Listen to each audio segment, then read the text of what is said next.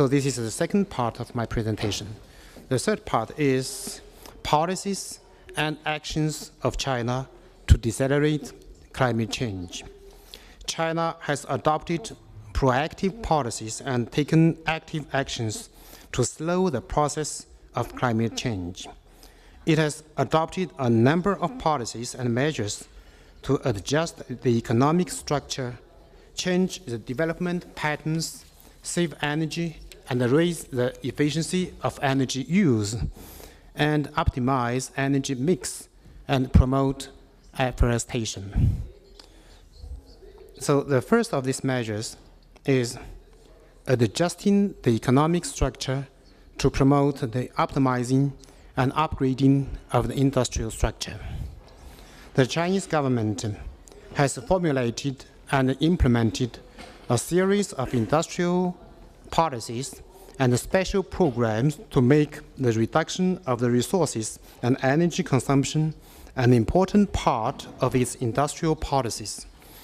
The concrete measures taken are as follows: accelerating the development of the service sector, making high-tech industry larger and stronger, accelerating the pace of eliminating backward production capacity, limiting the excessively rapid expansion of industries that consumes a large amount of energy and discharge heavy emissions.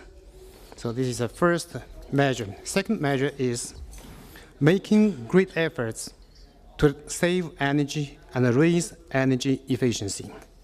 The Chinese government attaches great importance to energy conservation and has made it a fundamental state policy. For a long time, it has pursued a policy of putting equal emphasis on both development and energy conservation, with priority being given to conservation.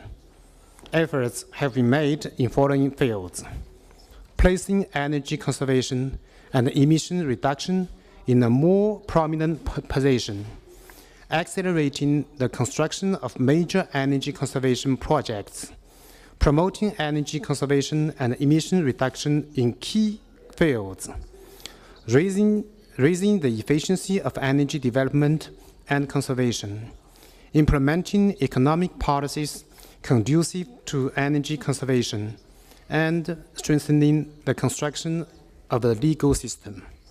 The third measure is developing renewable energy and optimizing energy mix. The law on renewable energy and related policies were enacted in 2005 to give priority to renewable energy, to purchase renewable energy at full price, to give users of the renewable energy price discounts, and to share the utilization of renewable energy among the whole society. A dedicated fund was created for developing renewable energy to support the evaluation and investigation of renewable energy resources, to support related technological research and development, construction of pilot and demonstration projects, and the development and utilization of renewable energy in the countryside. Thanks to these measures, the hydropower, wind power, and solar power had a very rapid development.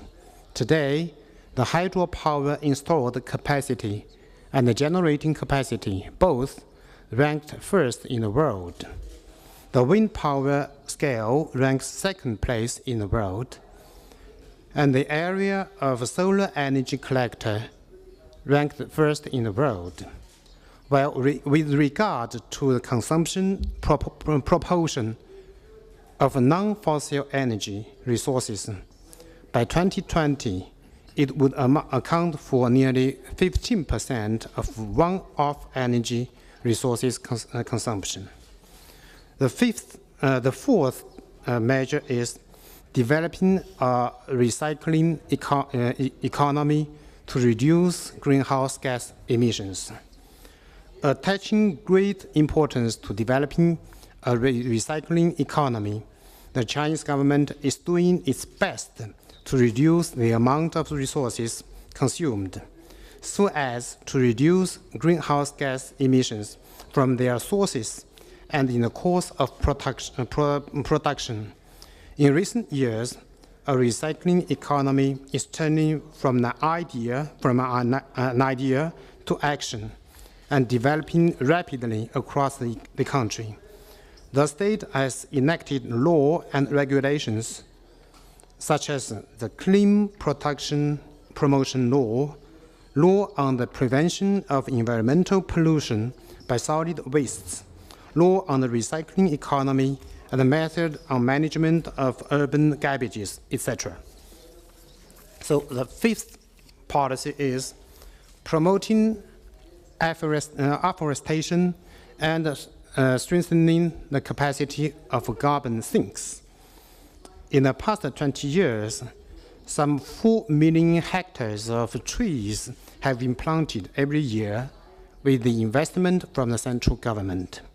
Meanwhile, the state also encourages citizens to take part in tree planting.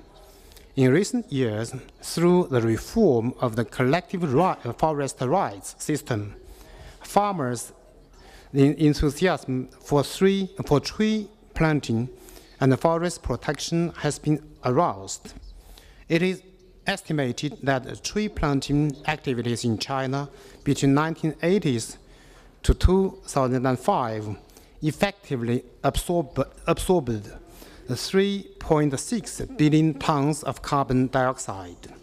That forest management absorbed 1.62 billion tons of the carbon dioxide, and that carbon dioxide emission was reduced by 430 million tons because of the improved forest protection. All this has further enhanced the capacity of forest as a sinks of greenhouse gas. The sixth and last measures taken by Chinese government is intensifying R&D efforts to deal with climate change scientifically. The outline of China's mid- and long-term development plan for science and technology made energy and environment priority fields in the development of science and technology.